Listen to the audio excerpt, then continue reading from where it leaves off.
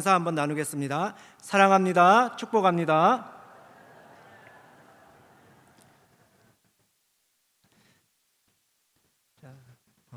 여러분들은 행복한 삶을 원하십니까? 아니면 불행한 삶을 원하십니까? 건강하게 살고 싶으십니까? 아니면 병에 걸려 고통받고 싶으십니까? 누구나 행복하고 건강한 삶을 원합니다. 신앙을 가진 우리도 마찬가지죠. 하나님이 허락하신 교회에서 또 가정에서 하나님 나라를 경험하며 또 평안하게 살기를 원하는 것, 너무나도 당연한 소망일 것입니다. 그러나 우리 인생에 항상 기쁘고 행복한 일만 있는 것이 아닙니다. 때로는 불순종으로 인해서 실패와 좌절을 경험하기도 하고 이유를 알 수 없는 고난을 겪기도 합니다. 열심히 노력했는데 사업이 실패를 하기도 하고 예상치 못한 큰 일로 어려움을 겪기도 합니다. 갑작스러운 질병으로 고통을 당하기도 하고 사랑하는 사람의 죽음을 경험할 때도 있습니다. 또 우리는 하나님께 간절히 기도합니다. 특별히 믿지 않는 부모님, 형제, 자매, 또 자녀들을 위해서 애타게 기도합니다. 하지만 때로는 하나님께서 아무 응답도 하지 않으시는 것처럼 느껴질 때가 있습니다. 이러한 고난을 경험할 때 우리의 믿음은 흔들리기 쉽습니다. 하나님, 왜 저에게 이런 고난을 허락하셨습니까?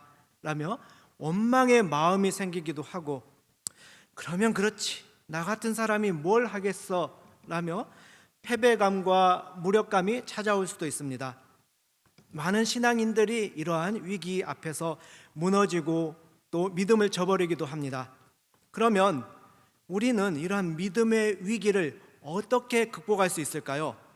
오늘 우리는 갈렙이라는 인물을 함께 살펴볼 것입니다. 45년이라는 긴 세월 동안 하나님의 약속을 마음에 품고 하나님을 신뢰하며 살았던 갈렙의 모습을 통해서 믿음의 위기를 극복할 수 있는 비결을 발견해 보고자 합니다. 이 시간이 우리의 연약해진 마음을 새롭게 하고 또 느슨해졌던 마음, 믿음을 다시 굳건히 다지는 시간이 될 수 있기를 바랍니다. 오늘 본문을 살펴보기 전에 이스라엘의 가나안 정복 전쟁 과정에 대해서 한번 간략하게 살펴보도록 하겠습니다. 이스라엘의 가나안 정복 과정은 크게 세 단계로 나누어 볼 수 있습니다.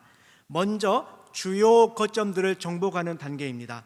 가나안은 남북으로 길게 뻗어 있는데 이스라엘은 먼저 중심부에 해당하는 여리고와 아이성을 점령한 후에 이제 남부와 북부의 주요 지역들을 차례로 정복을 했습니다. 이것이 여호수아 1장에서 12장에 걸쳐서 기록이 되어 있습니다. 그 다음 단계는 뭐냐? 땅을 분배하는 과정입니다. 이것은 여호수아서 13장에서 21장에 기록되어 있습니다. 그리고 마지막으로 이제 각 지파가 자신들이 분배받은 땅을 점령하는 과정이 이어집니다. 이것은 사사기의 앞부분에서 우리가 살펴볼 수가 있습니다.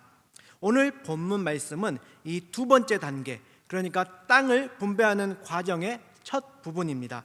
제사장 엘르앗살, 눈의 아들 여호수아, 그리고 이스라엘 지파의 족장들이 이제 길갈에 모여서 요단강 서편의 땅을 9지파 반에게 분배를 합니다. 이때 유다 지파의 갈렙이 여호수아에게 나와서 45년 전 광야 시절에 있었던 가나안 정탐 사건을 이야기를 합니다. 무슨 이유에서 갈렙은 이렇게 과거의 이야기를 꺼내는 것일까요? 내가 소시적에 이렇게 잘 나가던 사람이야 라며 자기 무용담을 꺼내기 위해서 늘어놓기 위함일까요? 아닙니다. 갈렙이 옛날 이야기를 꺼낸 것은 하나님의 약속을 여호수아에게 다시 상기시키기 위함입니다. 우리 잠시 가나안 정탐 사건 그 당시로 시간을 거슬러 올라가 보겠습니다. 모세의 인도 아래 애굽을 빠져나온 이스라엘 백성은 이제 2년 동안 광야 생활을 하면서 하나님께 율법을 받고 또 성막을 만들면서 가나안 땅에 들어갈 준비를 합니다. 그리고 이제 가데스 바네아에서 가나안 땅에 12명의 정탐꾼을 보냅니다. 이 정탐꾼들은 40일 동안 가나안 곳곳을 점탐하고 또 헤브론과 에스골 골짜기를 지나서 돌아옵니다. 자, 그런데 이 헤브론 땅에는 아낙 사람이 살고 있었습니다. 이 아낙 사람들은 거인족이었는데 이들이 워낙 거대하여서 이 10명의 정탐꾼들이 자신들을 메뚜기에 비유하면서 결국 이스라엘 백성들을 낙담하게 만들고 말았습니다. 제가 신대원 다닐 때 구약을 가르치던 김영욱 교수님이 계셨습니다. 이분의 키가 180cm가 넘습니다. 보시다시피 앞에 있는 저는 키가 굉장히 작습니다. 그래서 교수님 옆에 서면은 제가 굉장히 작게 느껴졌습니다. 그런데 이 교수님이 네덜란드에서 공부를 하셨는데 네덜란드는 평균 신장이 굉장히 높은 나라이죠. 네덜란드 남성의 평균 키가 183cm이고 2m를 넘는 사람들도 꽤 많다라고 합니다. 그러니 교수님께서 당신이 한국에서는 키가 큰 편이셨는데 네덜란드에서는 워낙 키 큰 사람들과 같이 있다 보니 자기가 소인족처럼 느껴졌다라고 하셨습니다. 그렇다면 제가 만약 네덜란드를 가면 어떻게 될까요? 아마 다윗과 골리앗처럼 큰 차이를 느끼게 될 것입니다. 정탐꾼들도 아낙 사람을 보며 비슷한 느낌을 받았을 것입니다. 그들은 거인족을 보고 겁에 질려서 자신들을 애굽에서 구해내신 그 하나님을 깡그리 잊어버렸습니다. 그리고는 두려움에 떨며 우리는 할 수 없습니다 라고 보고를 하였습니다. 이스라엘 백성들도 낙담하며 왜 우리를 애굽 땅에서 그냥 살게 두지 않고 광야로 끌어내어 죽게 하는가 라며 이 모세와 아론을 원망하였습니다. 나아가서 그들은 하나님을 원망하기까지 하였습니다. 그때 이 여호수아와 갈렙이 나서서 두려워하지 말라라고 외치죠. 민수기 14장 9절 말씀입니다. 다만 여호와를 거역하지는 말라. 또 그 땅 백성을 두려워하지 말라. 그들은 우리의 먹이라. 그들의 보호자는 그들에게서 떠났고 우리는 여호와는 우리와 함께 하시느니라. 그들을 두려워하지 말라. 자, 여호수아와 갈렙이 왜 두려워하지 말라라고 말합니까? 여호와 하나님이 우리와 함께 하시기 때문이다라는 것이죠. 여러분, 우리가 위기 속에서도 결코 낙담하거나 두려워하지 말아야 할 이유는 바로 여호와 하나님이 우리와 함께 하시기 때문입니다. 이것을 꼭 기억하시기 바랍니다. 자, 그렇다면 이 가나안 정탐 사건의 결과가 어떻게 되었습니까? 패역한 이스라엘 백성은 결국 가나안 땅에 들어가지 못하고 40년 동안을 광야에 머무르며 방황해야만 했었습니다. 그리고 20세 이상의 출애굽 1세대들은 가나안 땅에 들어가지 못하고 광야에서 다 죽어야만 했었죠. 그러나 온전히 여호와 하나님을 의지했던 여호수아와 갈렙은 약속의 땅 가나안에 들어갈 것을 약속받았습니다. 그리고 하나님은 특별히 이 갈렙에게 헤브론 땅을 기업으로 주시겠다 약속하셨습니다. 자, 그리고 그 약속의 시간으로부터 무려 45년이 흘렀습니다. 거의 반세기의 세월이 흘러간 것이죠. 갈렙이 가나안 땅을 정탐했을 때 그의 나이는 인생의 가장 왕성한 시기인 40대였지만 이제 그는 85세의 노인이 되었습니다. 사람이 나이 들어간다라는 증거가 무엇일까요? 젊은 사람과 늙은 사람의 가장 큰 차이는 어디를 바라보느냐에 있다라고 합니다. 젊은 사람은 미래를 바라봅니다. 꿈과 비전을 품고 자신 앞에 펼쳐질 창대한 미래를 바라보며 나아갑니다. 그러나 나이가 들수록 사람들은 과거를 회상하는 일이 많아집니다. 흔히 라떼는 말이야라는 이 말처럼 과거에 자신이 잘 나가던 시절, 힘이 있던 때를 떠올리면서 그때가 좋았지라며 지난날의 추억에 머물러 있곤 합니다. 그러나 갈렙은 달랐습니다. 비록 육신은 늙었지만 그의 마음은 여전히 젊고 강인했습니다. 그는 여전히 하나님의 약속의 말씀을 믿고 있었습니다. 갈렙이 이렇게 45년 전 과거의 이야기를 꺼낸 것은 단순히 과거를 회상하기 위함이 아니었습니다. 하나님의 약속을 다시금 여호수아에게 상기시키고 그 약속을 따라서 미래로 나아가기 위함이었던 것입니다. 때가 되었다 확신한 갈렙은 여호수아에게 나아가서 이렇게 말을 하죠. 우리 본문 10절에서 12절 말씀입니다. 이제 보소서, 여호와께서 이 말씀을 모세에게 이르신 때로부터 이스라엘이 광야에서 방황한 이 45년 동안을 여호와께서 말씀하신 대로 나를 생존하게 하셨나이다. 오늘 내가 85세로 돼 모세가 나를 보내던 날과 같이 오늘도 내가 여전히 강건하니 내 힘이 그때나 지금이나 같아서 싸움에나 출입에 감당할 수 있으니 그 날에 여호와께서 말씀하신 이 산지를 지금 내게 주소서. 당신도 그 날에 들으셨거니와 그곳에는 아낙 사람이 있고 그 성읍들은 크고 견고할지라도 여호와께서 나와 함께 하시면 내가 여호와께서 말씀하신 대로 그들을 쫓아내리이다. 자, 갈렙은 이 약속의 하나님의 약속의 말씀을 붙잡고 45년을 참고 기다려왔습니다. 세월이 흐르면서 그는 점점 나이를 먹고 늙어갔지만 그 믿음만은 결코 흔들리지 않았습니다. 가나안 땅에 막 들어섰을 때 갈렙의 나이가 이미 78세였습니다. 그는 가나안 땅에 발을 들이자마자 하나님께서 자신에게 주신 그 권리를 주장하며 헤브론 땅을 점령하러 갈 수도 있었습니다. 그러나 그는 그렇게 하지 않았습니다. 묵묵히 여호수아를 따르며 7년 동안 가나안 정복 전쟁에 헌신하였습니다. 그리고 이제 가나안 전쟁 정복 전쟁이 마무리되고 땅을 분배하는 시점에서 갈렙은 여호수아에게 나아가 하나님께서 자신에게 약속하신 헤브론 땅을 달라라고 요청하고 있는 것이죠. 자, 그런데 85세의 이 할아버지인 갈렙이 자신이 젊었을 때처럼 강건하다라고 말합니다. 여러분, 이 말이 믿어집니까? 정말로 갈렙은 젊었을 때처럼 강건했을까요? 아니면 조금 과장을 해서 호언장담한 것일까요? 가천대학교라는 곳이 있는데 그곳 이길려 총장님이 계십니다. 이 총장님이 92세이신데 그 연세에도 불구하고 겉으로 보기에는 50대나 60대라고 해도 믿을 만큼 아주 정정하십니다. 이런 분들을 보면 우리가 이 갈렙의 말을 사실 그대로 받아들일 수도 있겠습니다. 하나님께서 그에게 주신 그 약속을 이루게 하시기 위해서 특별히 돌보셔서 정말로 젊었을 때처럼 강건하게 하셨다라고도 볼 수 있기 때문입니다. 우리가 이렇게 본다면 하나님의 주권을 강조하는 해석인 것이죠. 하지만 다른 한편으로는 이 갈렙의 말을 호언장담으로 볼 수도 있습니다. 노화라는 것은 그 누구도 피할 수가 없죠. 나이가 들면 자연스럽게 몸의 기능이 저하되는 것이 정상입니다. 85세의 나이에 기력이 젊었을 때만큼은 아니겠지만 이제 하나님께서 약속하신 땅을 차지하기 위한 전쟁에 참여할 만큼은 충분히 강건하다라고 이렇게 갈렙이 자신 있게 말한 것일 수도 있겠습니다. 이렇게 본다면 갈렙은 우리와 같은 평범한 사람이지만 끝까지 하나님을 신뢰하며 여전히 하나님을 의지하며 약속을 성취하는 그런 모습을 보여준다라고 할 수 있겠습니다. 자, 저는 이 두 가지 해석 모두 다가 일리가 있다라고 생각을 합니다.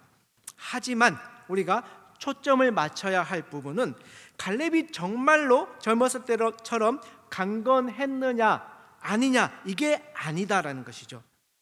여호수아 14장 12절 마지막을 보면 갈렙은 이렇게 고백을 하고 있습니다. 여호와께서 나와 함께 하시면 내가 여호와께서 말씀하신 대로 그들을 쫓아내리이다. 자, 갈렙이 실제로 젊었을 때처럼 강건했는지 아니면 조금 과장해서 말한 것인지 우리는 정확히 알 수가 없습니다. 그러나 한 가지 분명한 사실은 무엇입니까? 하나님께서 허락하신 그 기업을 차지하는 전쟁에 있어서 정말로 필요한 것은 육체의 건강이 아니라 하나님이 함께 하심이라는 것입니다. 여호와께서 나와 함께 하시면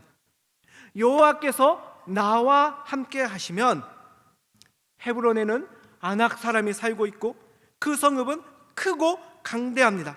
인간의 눈으로 보면 우리는 메뚜기와 같습니다. 나 혼자서는 감당할 수 없습니다. 그러나 여호와 하나님이 나와 함께 하시면 내가 할 수 있습니다. 이게 바로 갈렙의 고백의 핵심이며 믿음의 위기를 극복하는 비결입니다. 그런데 우리는 종종 이 사실을 잊어버리곤 합니다. 나이가 많아서 못해요. 시간이 없어서 할 수 없어요. 아이들 때문에 어려워요. 이런 말들은 마치 10명의 정탐꾼들처럼 불신앙을 드러내는 것입니다. 믿음의 사람은 자신의 상황, 조건에 매몰되지 않습니다. 오직 나와 함께 하시는 그 하나님을 의지하고 바라봐야만 합니다. 하지만 45년이라는 이 기다림의 시간은 너무나도 깁니다. 우리는 기도를 하면 그 기도가 끝날 때쯤에는 응답이 오기를 기대합니다. 그러나 많은 믿음의 선진들이 고백하는 것처럼 하나님의 응답은 즉각적으로 이루어지지 않을 때가 많습니다. 그러나 기다리면 때로 지치고 힘든 과정이 됩니다. 자, 그렇다면 갈렙은 어떻게 45년이라는 긴 세월 동안 하나님의 약속이 이루어지기를 기다릴 수 있었을까요? 그것은 바로 온전히 여호와를 따랐기 때문입니다. 오늘 본문 8절과 14절은 이렇게 말합니다. 나는 내 하나님 여호와께 충성하였으므로 이는 그가 이스라엘의 하나님 여호와를 온전히 쫓았음이라.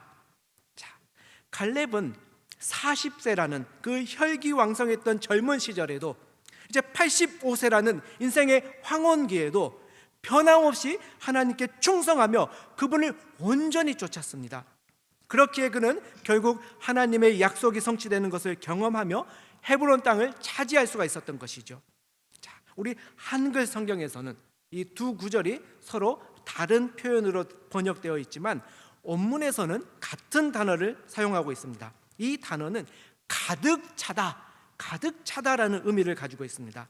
즉 여호와께 충성했다라는 것, 여호와를 온전히 쫓았다라는 것은 그의 마음이 여호와로 완전히 가득 차 있었다라는 뜻입니다.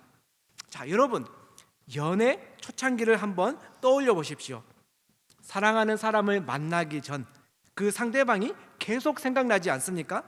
데이트를 앞두고 상대방에게 잘 보이기 위해서 어떤 옷을 입을지 고민하고 또 거울 앞에서 머리를 이리저리 만져보지 않습니까? 또 무슨 이야기를 해야 상대방이 기뻐할까 고민하며 또 재미있는 이야기를 몇 개 준비하고 또 약속 장소에 미리 나가서 서성이면서 또 데이트가 끝난 후에도 아쉬워서 밤늦게 통화를 하곤 하죠. 왜 이렇게 합니까? 마음이 온통 그 사랑하는 사람으로 가득 차 있기 때문인 것이죠. 자, 그렇다면 마음이 하나님으로 가득 차 있다는 것, 이것은 무엇을 의미할까요? 항상 하나님만 생각하고 어떻게 하면 하나님을 기쁘시게 할 수 있을까? 어떻게 하면 하나님께 영광 올려드릴 수 있을까? 이것만을 고민하며 살아가는 것, 이것이 바로 하나님으로 가득 찬 삶이며 하나님을 온전히 좇는 삶인 것입니다. 20대 시절을 돌아보면 하루 이틀 밤을 세워도 멀쩡했었는데 이제는 늙어서 그런지 여러분 어르신들이 많이 계시는데 젊은 제가 이런 말을 해서 죄송합니다. 나이를 조금 먹으니까 이제는 밤을 새기는 고사하고 조금만 늦게 자도 체력이 달리는 것을 느낍니다. 그런데 이번에 이 말씀을 준비하며 이 본문을 계속해서 묵상하다 보니까 이 말씀이 얼마나 큰 위로가 되는지 모릅니다. 갈렙은 나이를 먹었어도 하나님으로 가득 차 있었고 온전히 하나님을 쫓았고 끝까지 충성했잖아. 그런데 그것이 자신의 힘이 아니라 여호와 하나님께서 함께 하시기에 감당할 수 있었다라고 고백하고 있잖아. 그런데 넌 뭘 그렇게 힘들어하고 있니? 그래가지고 그 믿음 끝까지 감당할 수 있겠어? 네가 하는 게 아니야. 네 안에 있는 너와 함께하는 내가 하는 거야. 이 말씀을 준비하는 동안 마치 하나님께서 제게 이렇게 말씀하신 것 같았습니다. 오늘 본문에서 하나님은 여러분들에게 어떤 말씀을 들려주십니까? 갈렙은 하나님께 충성했던 사람, 온전히 하나님을 쫓았던 사람, 하나님으로 가득 찬 사람이었습니다. 그에게는 거인족인 아낙 사람도 그들의 크고 견고한 성읍도 아무런 문제가 되지 않았습니다. 나이 역시도 아무런 문제가 되지 않았습니다. 왜 그렇습니까? 하나님께서 함께 하셨고 그의 마음이 하나님으로 가득 차 있었기 때문입니다. 여러분, 주위를 한번 둘러보십시오. 언제부턴가 이 예배 시간에 빈자리가 너무 많아졌습니다. 몸이 피곤해서, 시간이 부족해서, 주차하기가 힘들어서, 예배 생활을 방해하는 요소들이 너무 많습니다. 이것뿐만이 아닙니다. 우리의 삶을 돌아보면 때때로 그 현실이 거대한 안악사람처럼 크고 견고한 성읍처럼 우리 앞을 가로막을 때가 있습니다. 인간의 눈으로 보면 우리는 메뚜기와 같아서 도저히 감당할 수 없을 것처럼 보입니다. 그러면 우리는 어떻게 해야 할까요? 낙심하고 포기해야 할까요? 원망하고 주저앉아야 할까요? 아닙니다. 현실을 뛰어넘어 역사하시는 하나님을 바라보십시오. 온전히 하나님을 좇으며 끝까지 충성되게 믿음으로 나아갈 때 우리는 하나님의 일하심을 경험하게 될 것입니다.